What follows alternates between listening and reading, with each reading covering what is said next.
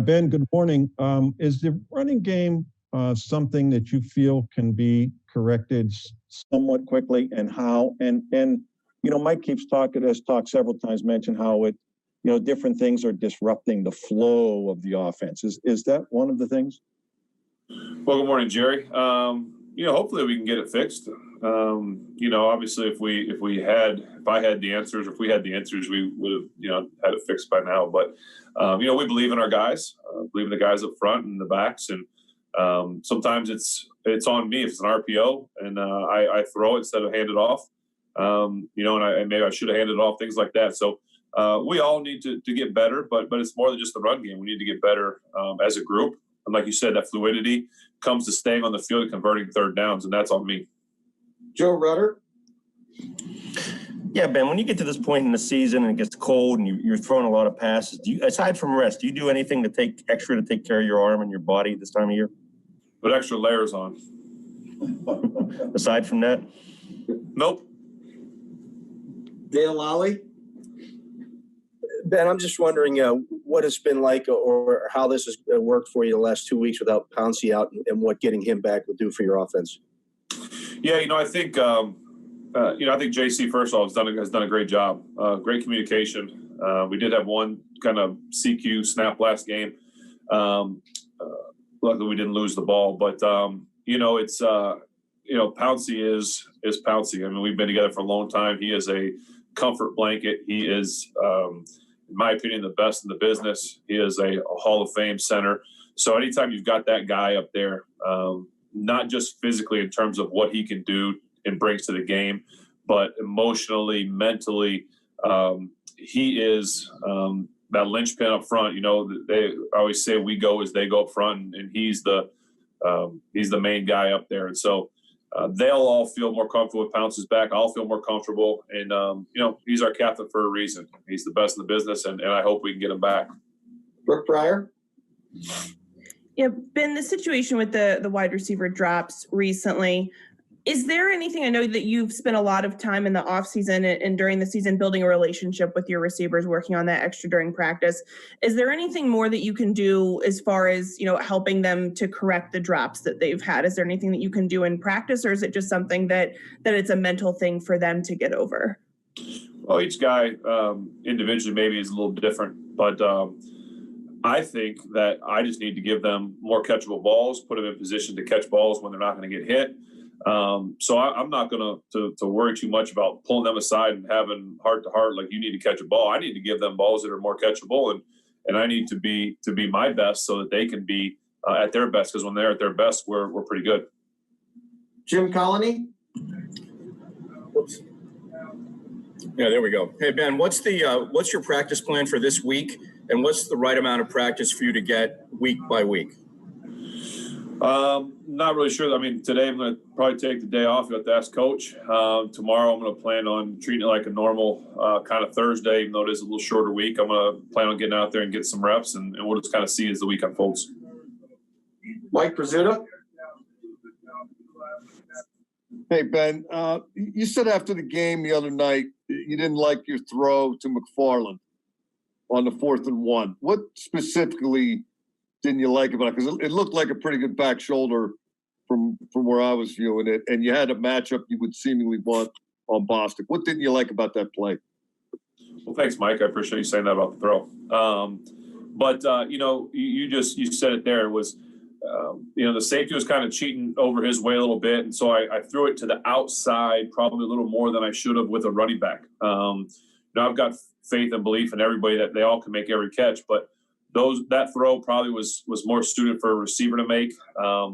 So if I could have had it back, I would have put it inside just a little bit more, not a lot, because like I said, the safety was kind of on his way over there, but just to keep him from drifting and trying to catch over the outside shoulder, I would have put it more up the field and maybe let him make the play.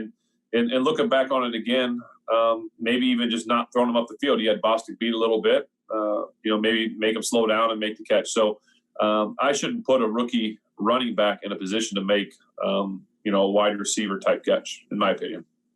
Jenna Harner. Ben, I know you didn't play in the game last year, but what's different about this Buffalo team from when you guys faced them a year ago to now? Well, I think they're playing, I don't remember the exact scenario last year, records, things like that, but they're a really good football team. They're playing with a lot of confidence. They've got an MVP caliber quarterback who's playing at that level. They've got some defenders that are just taking the ball away every single time the ball's thrown their way. And they're just a really good football team, and I think confidence has a lot to do with that. Will Graves? Jenna just sort of took my question, Ben, but I mean, if you could jog my memory, were you around on that Sunday night game? You weren't at the stadium that night, were you, when they played? Yeah, I was at every game last year. Okay, well, what was your impression? Remember, Ducks struggled that game, obviously. I'm curious, did the competitor, I know the last year sucked in general, but was it more acute in that moment, knowing so much was at stake, and just are you sort of anxious to kind of get a shot at these guys this time around? To be honest, I don't remember all the scenarios from last year.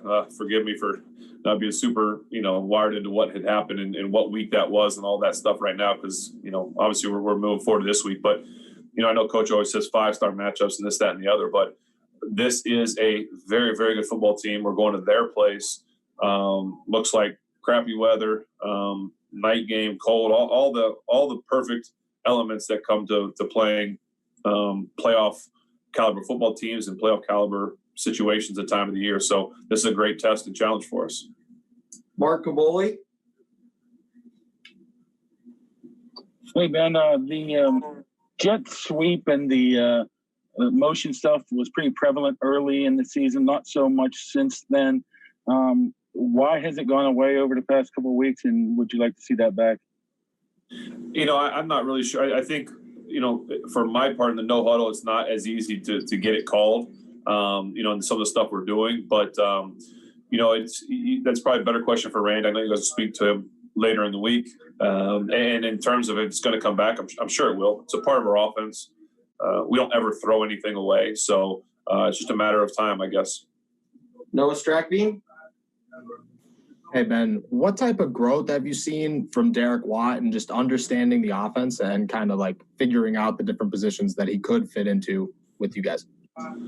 Yeah, I think Derek does a good job of kind of being that fullback, but if push came to shove, I really think we could put him at the tight end position. We could put him at the halfback position. I feel confident that he could be in the game in the tailback position and blitz pickup.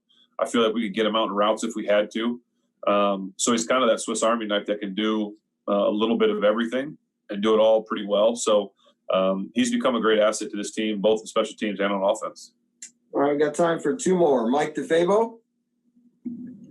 Hey, Ben, my question is more of a philosophical kind of question in a way.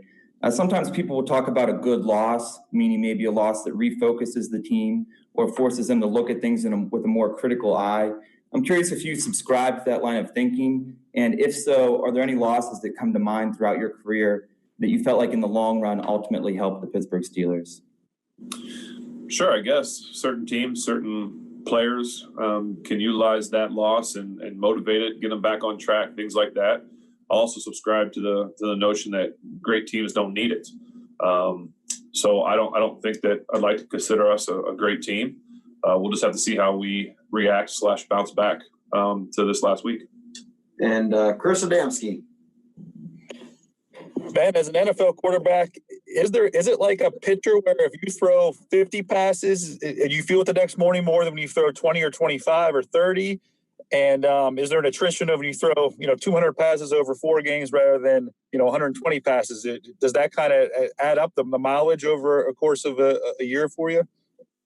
Well, typically, if you're throwing it 50, if you throw it 50 times, I don't necessarily feel it in my elbow. I'll feel it in the rest of my body if you get hit or something like that.